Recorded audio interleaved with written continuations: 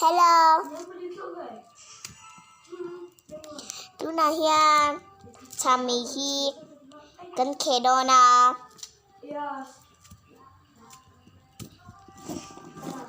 Hai chami hi lu an teu. Chun he vai na om ve ka. Chun na tung kheng.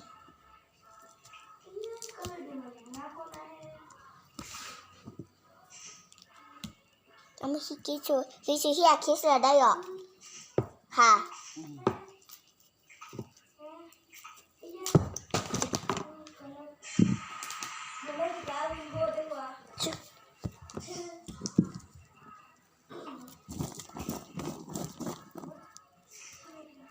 Chăm mà hè nhiều cái chút đủ.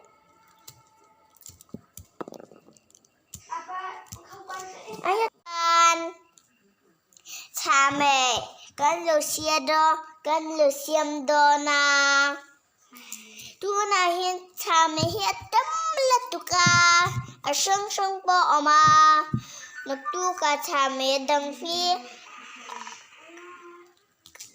con khe đó na tu na hiền con khe trẻ ba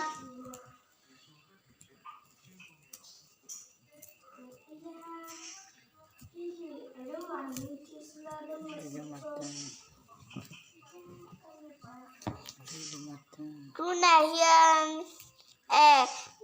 nó tu cả khan thì cần lô chỉ đó na thì cần chỉ kha cần bôi ra tất cả khana bôi thì lúc hết sức để hi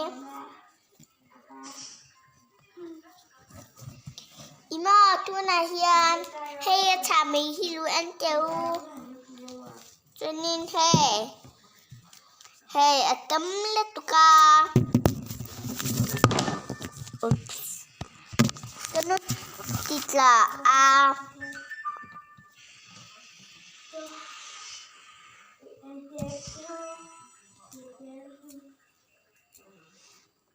Tôi cần lúc hết trép bằng lúc hết rượu trép đó a Even die Tiam về Even khe Tiam về chẳng luôn cái khét thế mà đúng là gì tiếc chứ nhưng mà cái mà mua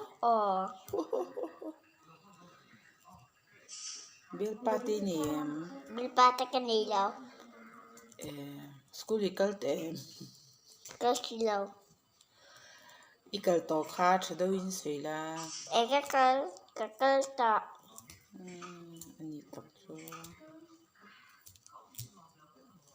tú nào cùng mình ra ngay nè cùng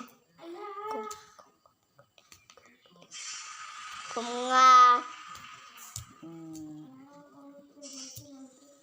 cha mẹ hi mizo trong ngay nè thằng mẹ đó nhị tập cho vaimim